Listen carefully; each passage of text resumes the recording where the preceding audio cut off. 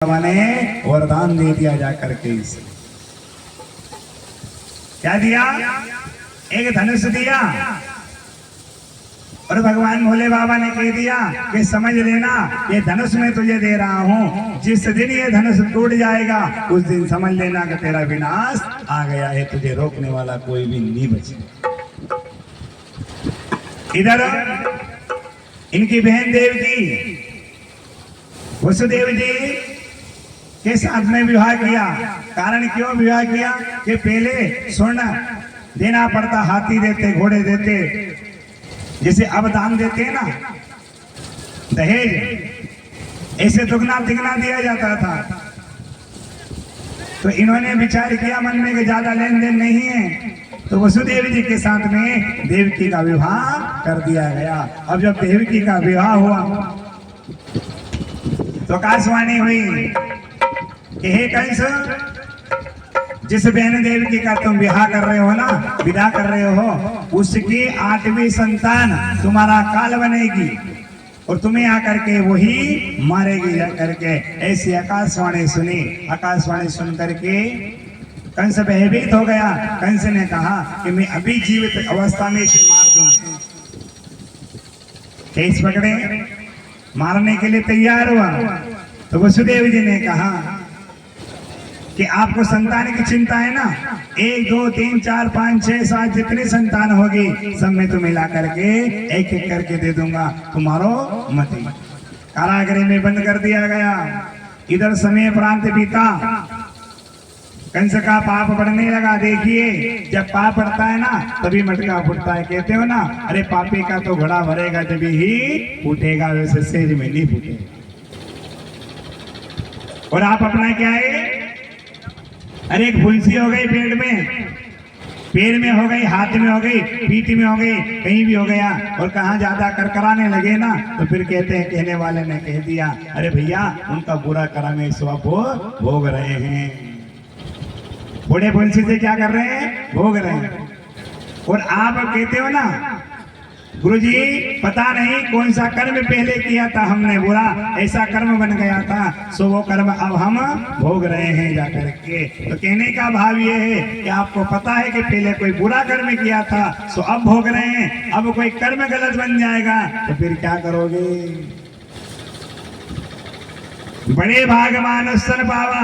ये मनुष्य शरीर में कथा सुन सकते हो, भजन सुन सकते हो, गा सकते हो, भगवान के दर्शन कर सकते हो, और जब जानवर बन जाओगे ना तो खूंटे से बंधे रहेंगे, कोई वहाँ भजन नहीं सुनाएगा, कोई खूंटे से छोड़ेगा भी नहीं, तुम्हें वहाँ का वही बांध करके छोड़ देगा जाकर के। ये मनुष्य शरीर मिला है, परमात्मा ने दिया है, इससे भगवान के भजन कर लो, दर्शन कर लो, दान दे दो, भिखारी को खिला दो, कोई भी कर्म कर सकते हो, सत्कर्म कर सकते हो, अपने हाथों से दान दे सकते हो, भगवान के यहाँ भंडारा करा सकते हो। गोविंद भगवान की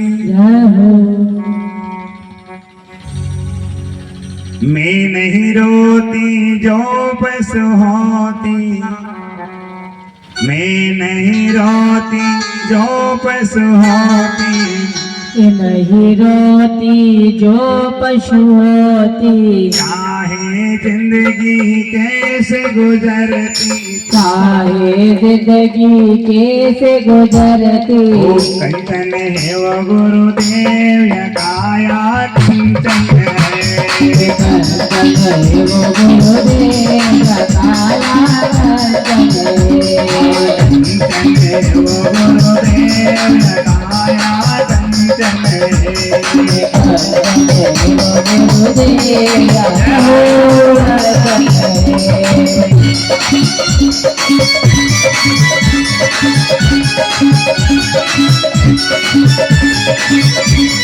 जय भोले।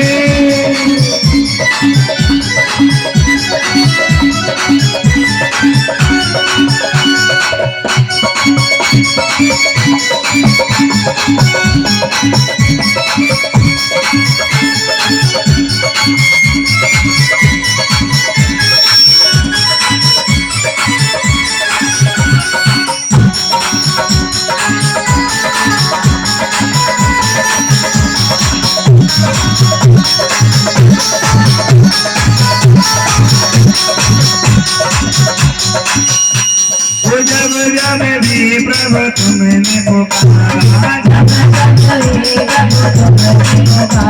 ओ आना सकी प्रभु द्वारे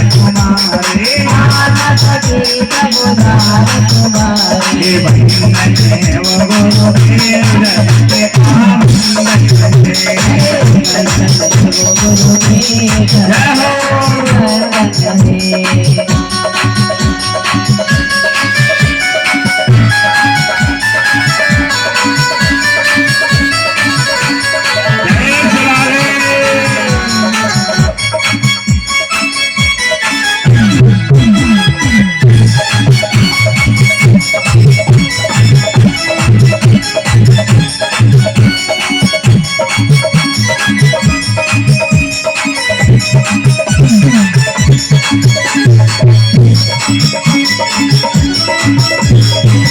जय हो।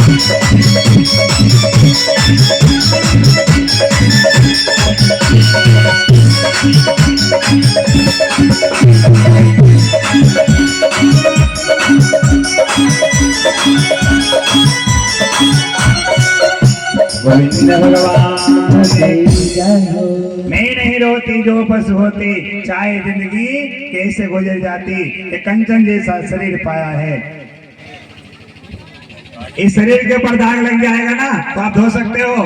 कपड़े के ऊपर दाग लगा धुल जाएगा, पर चरित्र के अंदर अगर दाग लग जाएगा पूरी जिंदगी धोगे कभी नहीं धुल पाओगे। जा करके विचार करके देखना एक बार। काजल से गहरा कलंक है, काजल तो एक बार निकल जाएगा, ठाकुर जी को काजल लगाया निकल जाएगा, पर कलंक लग गया ना उसे धोने के लिए कितनी जगह धो लो, कुछ भी कर लो, जा करके वहां दुखा धो सकते हो। परमात्मा के दरवाजे जाओगे जब भी जा करके धोएगा। कहेगा साहब इसने हत्या कर दी, क्या किया जाए, इसे गंगा स्नान कराओ, अभिषेक करो इसका, इसे गंगा जल